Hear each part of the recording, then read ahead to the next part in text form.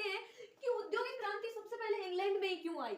देखो औद्योगिक क्रांति क्रांति का मतलब ये होता है कि जो उत्पादन था ना वो ज्यादा से ज्यादा मतलब हम उत्पादन होने लगा था, और जिससे जब उत्पादन ज्यादा होगा तो व्यापार भी ज्यादा होगा, तो इसलिए व्यापार में तीव्रता आ गई, इसे औद्योगिक क्रांति का नाम दिया गया। लेकिन इंग्लैंड में ही क्यों आई सबसे पहले? देखो किसी भी चीज को औद्योगिक क्रांति लाने के लिए ना तीन चीजें ज्यादा इंपॉर्टेंट होती है। एक होता है पूंजी,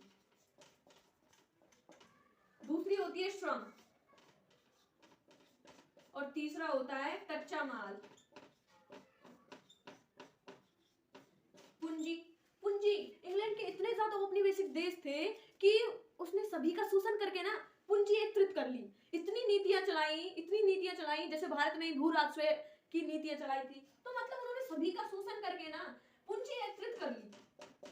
सबसे पहले बात तो ये थी कि पूंजी एकत्रित कर ली। तो पूंजी एकत्रित होगी, किसी भी कंपनी को खड़ा करने के लिए, उद्योग को बनाने के लिए सबसे पहले पूंजी की जरूरत पड़ेगी। उसके बाद आता है श्रम। भाई उसमें श्रम कौन करेगा? तो श्रम करने के लिए उन्होंने नीति चलाई।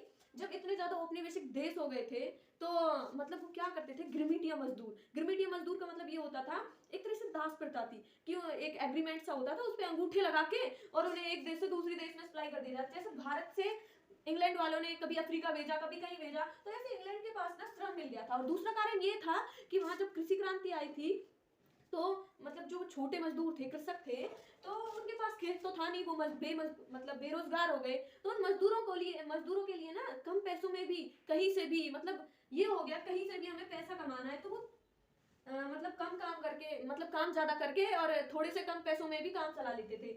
मतलब सस्ता श्रम मिल गया उन्हें।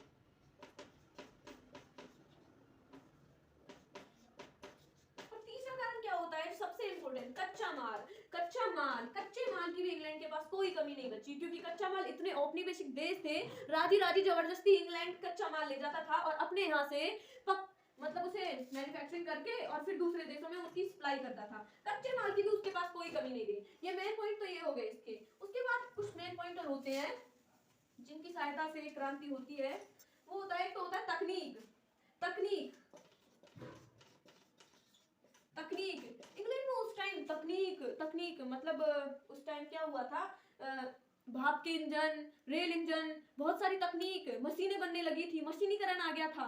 तो इस वजह से उनसे भी औद्योगिकरण में बहुत ज्यादा मदद मिली। और क्या कारण था इसका? और कारण ये था कि राजनीति उनके अनुकूल थी। अनुकूल राजनीति वातावरण वातावरण क्या था? देखो जैसे हमारे यहाँ क्या होता है, सरकार टैक्स लगा देती है, कोई भी कंपनी वगैरह होती है, कोई भी सरकारी संस्था हो, उस पर भी टैक्स लगाए जाते हैं। लेकिन इंग्लैंड ने क्या किया कि किसी ने भी कोई टैक्स नहीं लगाया और मतलब खुले छोड़ दिया, भाई तुम बस व्यापार करो, कहीं से भी करके देश को संपन्न बनाओ। व्यापार बढ़ता गया। राजनीति का भी इसमें सबसे ज्यादा योगदान रहा है। फ्रांस भी कर सकता था, लेकिन फ्रांस ने किस वजह से नहीं किया? क्योंकि उसकी सरकार ने उस पर टैक्स ज्यादा लगा रखे थे। इस वजह से इंग्लैंड में सबसे पहले औद्योगिक क्रांति आई। एक कारण और था जो मेन कारण ये था कि 1688 में इंग्लैंड में क्रांति हुई, गौरवपूर्ण क्रांति में क्या हुआ, जो सामंत वर्ग था ना उसका अंत होने लगा और मध्य वर्ग का उदय होने लगा। और मध्य वर्ग के जो लोग थे उनमें उत्साह था, जुनून था व्यापार करने का, तो उन्होंने व्यापार करना शुरू कर दिया। मतलब क्या था, मध्य वर्ग